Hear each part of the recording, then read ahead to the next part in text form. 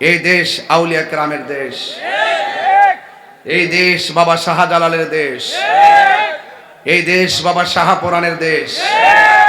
নির্বাচন যখন আসে বহুত মন্ত্রীরা, এমপিরা, প্রধানমন্ত্রীরা বাবা শাহজালালের দরবার যায় আব্বা আব্বা করে। আজকে শাহপুরানের মাজার ভাঙতে গেছে, কোনো দায়িত্বশীলদের মুখ দিয়ে কোনো প্রতিবাদ শুনলাম না। 90টার মতো মাজার ভাঙছে। ইসলাম ইসলাম করে, ইসলাম ইসলাম করে, ইসলাম ইসলাম করে, ইসলাম ইসলাম করে। অথচ এই দেশে কয় ইসলাম কায়েম করবো, ইসলাম কায়েম করবো। অথচ এই দেশে যারা ইসলাম আনছে সেই আল্লাহর ওলিদের মাজার ভাঙলো 90টা।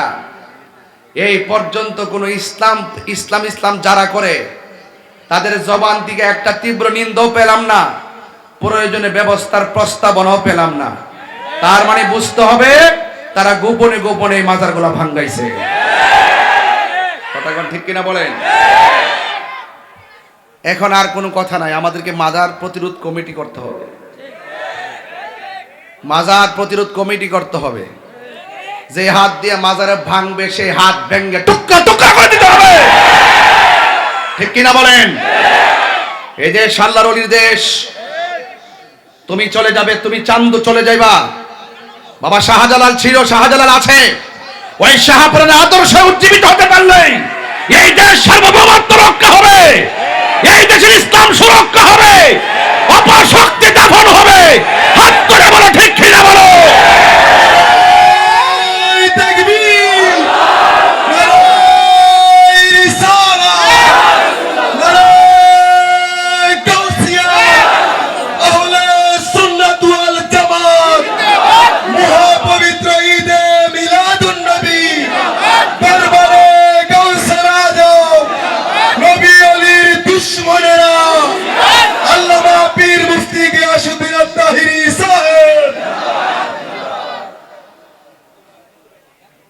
কবর থেকে লাশ তুললে আগুন দা পোড়াই দেয়।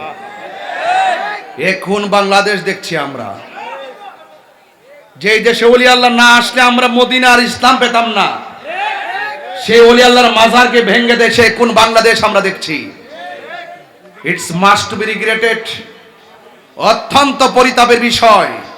এইভাবে একটা দেশ চলতে পারে না।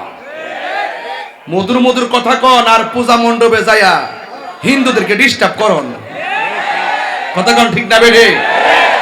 ওলি আল্লাহর মাজারে গেলে কয় আমরা পূজা করতে যাই। তখন ওলি আল্লাহর মাজারে যে আমরা জিয়ারত করতাম ফতোয়া লাগাইছো মৌলবী, আর এখন যায় বলতেছো মন্দিরের সামনে দাঁড়ায়া মন্দির পিছে লইয়া মাথা থাকলে ডিগ্রে হয়ে রাখো রোজ আর পূজা এক কতই।